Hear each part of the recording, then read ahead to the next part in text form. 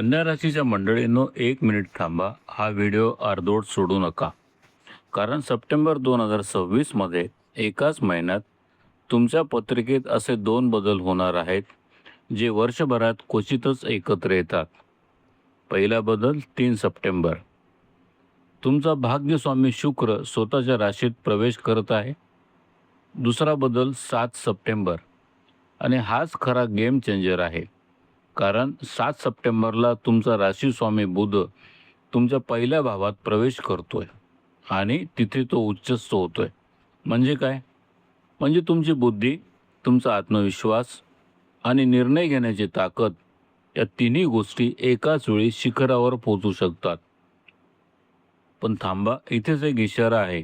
हीच ताकद चुकीच्या पद्धतीनं वापरली तर तीच तुमच्यासाठी अडचण बनू शकते. ती चूक नेमकी काय आहे आणि ती कशी टाळायची, हे मी या व्हिडिओच्या शेवटी स्पष्ट सांगणार आहे.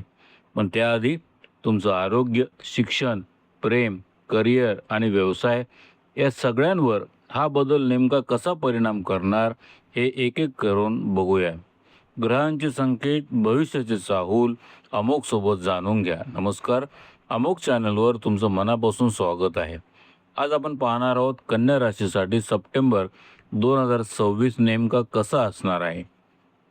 आणि सर्वात आधी तुमच्या आरोग्याकडे पाहूया. कन्या राशीचा स्वामी बुध आहे आणि महिन्याच्या सुरुवातीला बुध द्वादश भावात आहे. त्यामुळे सप्टेंबरच्या पहिल्या काही दिवसात आरोग्याबाबत थोडी काळजी घ्यावी लागू शकते. विशेषतः प्रवास करत असाल तर खाण्यापिण्याकडे लक्ष द्या. अनियमित खाणं, जंक फूड किंवा निष्काळजीपणा यामुळे किरकोळ त्रास होऊ शकतात.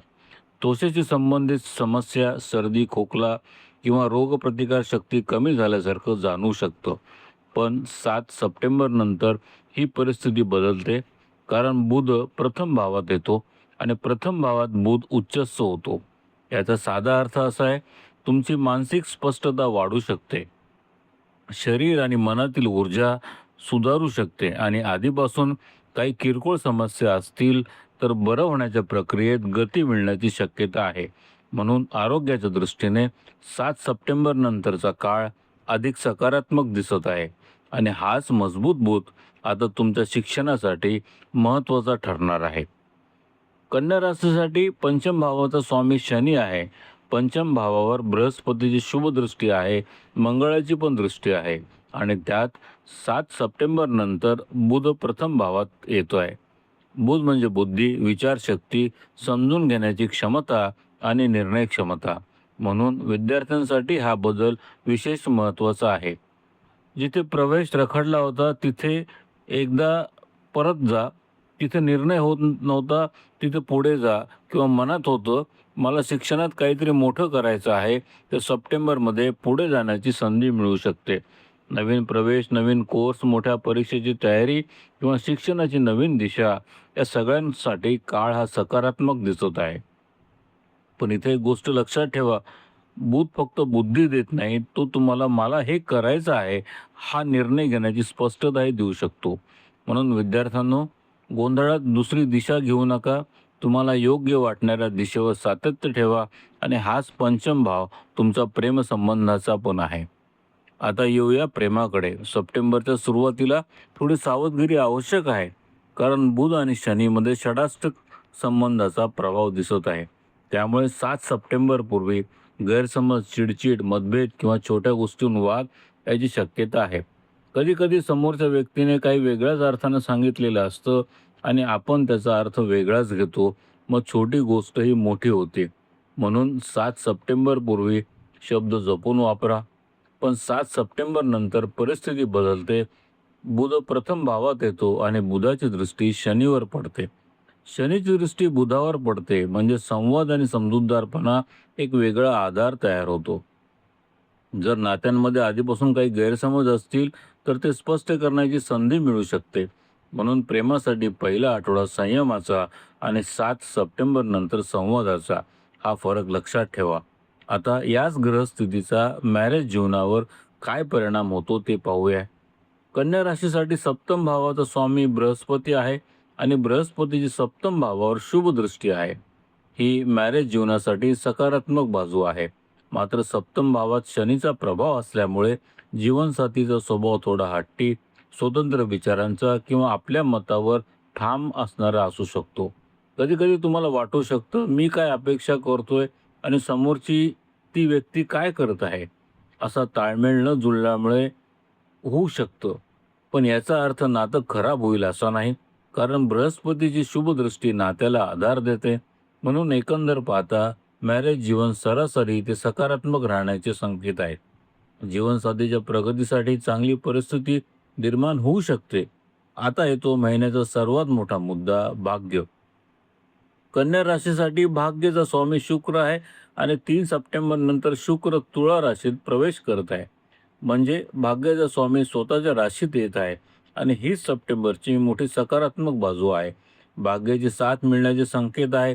तुमच्या मनात एखादी मोठी योजना असेल, काही नवीन सुरू करायचं असेल, मालमत्ता, सोनं, गुंतवणूक किंवा ट्रेडिंग याबाबत विचार करत असाल, तर सप्टेंबरमध्ये नियोजनपूर्व पुढे जाण्याची शक्यता चांगली आहे.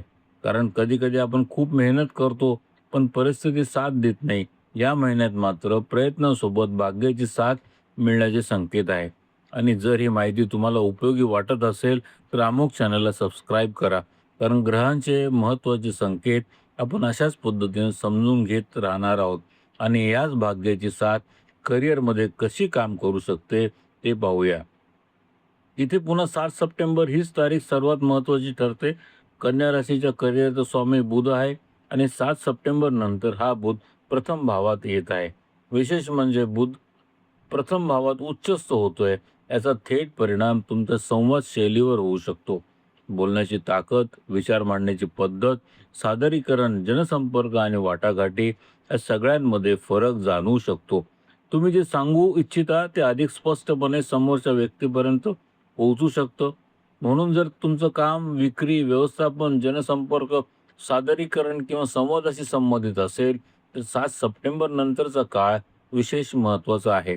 आणखी एक गोष्ट, ऑफिस पॉलिटिक्स, कोण काय बोलतंय, कोण तुमच्या विरुद्ध आहे, कोण काय करतंय, यामध्ये स्वतःला अडकू नका.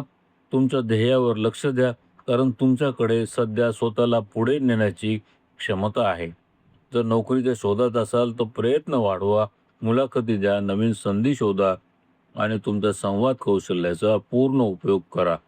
कारण 7 सप्टेंबर नंतर तुमची बुद्धी तुमची मोठी ताकद बनू शकते. पण हाच बुध व्यवसायासाठी तितकाच महत्त्वाचा आहे. आता व्यवसाय आणि इथेही 7 सप्टेंबरचा काळ विशेष लक्षात ठेवा. बुध प्रथम भावात येतोय. बुध हा व्यापार, बुद्धी, व्यवहार आणि संवादाचा ग्रह आहे. त्यामुळे नवीन ग्राहक मिळण्याची शक्यता आहे. नवीन व्यावसायिक संधी मिळू शकतात. कामाला वेग येऊ शकतो आणि व्यवसाय वाढीची शक्यता वाढू शकते. विशेषतः विक्री, मार्केटिंग, वाटाघाटी, जनसंपर्क, सल्लामसलत किंवा संवादाशी संबंधित व्यवसाय असेल तर हा काळ उपयोगी ठरू शकतो. म्हणून व्यवसाय करणाऱ्या कन्या राशीच्या मंडळींनी 7 सप्टेंबर नंतर स्वतःला थांबवू नका. सप्टेंबरमध्ये एक गोष्ट तुम्ही अजिबात करू नका, ती आता स्पष्टपणे सांगतो. फक्त मी बरोबर आहे या हट्टापायी निर्णय घेऊ नका. उच्चस्थ बुध तुम्हाला बुद्धी देईल, तुमच्या बोलण्याला ताकद देईल, तुम्हाला निर्णय घेण्याची क्षमता देईल. पण प्रत्येक गोष्ट बोलून दाखवायची गरज नसते. प्रत्येक वाद जिंकण्याची गरज नसते आणि प्रत्येक निर्णय घाईने घेण्याची गरज नसते. बुद्धीचा योग्य वापर केला तर हाच बुध तुमची ताकद बनेल. सप्टेंबरच्या महत्त्वाच्या तारखा पुन्हा एकदा लक्षात ठेवा. 3 सप्टेंबर शुक्राचा बदल, भाग्याचा स्वामी स्वतःच्या राशीत प्रवेश करतोय. भाग्य आणि लाभासाठी महत्त्वाचा टप्पा. 7 सप्टेंबर बुधाचा प्रथम भावात प्रवेश आणि बुध उच्चस्थ. आरोग्य, शिक्षण, प्रेम, करिअर आणि व्यवसाय अनेक क्षेत्रासाठी हा महत्त्वाचा बदल ठरू शकतो. म्हणून 3 सप्टेंबर भाग्याची साथ, 7 सप्टेंबर बुधाची ताकद या 2 तारखा विशेष लक्षात ठेवा. म्हणून कन्या राशीच्या मंडळींनो, सप्टेंबर 2026 हा फक्त ग्रह बदलाचा महिना नाहीये. हा तुमची बुद्धी, तुमचं भाग्य आणि तुमचे प्रयत्न एकत्र करण्याचा काळ आहे. महिन्याच्या सुरुवातीला काही गोष्टी आढळू शकतात. आरोग्याकडे लक्ष लागू शकतं, नात्यामध्ये गैरसमज होऊ शकतात. पण 3 सप्टेंबर नंतर भाग्याची बाजू मजबूत होते आणि 7 सप्टेंबर नंतर उच्चस्थ बुध तुमच्या राशीत ताकद घेऊन येतोय. म्हणून गोंधळात थांबू नका. इतरांच्या मतामुळे तुमची दिशा बदलू नका. तुमच्या बुद्धीवर विश्वास ठेवा, तुमच्या प्रयत्नांवर विश्वास ठेवा आणि योग्य संधी आली तर पुढे जा. कारण सप्टेंबरमध्ये भाग्याची साथ आहे, बुधाची ताकद आहे आणि पुढे जाण्याची संधी आहे. म्हणून कन्या राशीच्या मंडळींनो, 3 सप्टेंबर आणि 7 सप्टेंबर लक्षात ठेवा.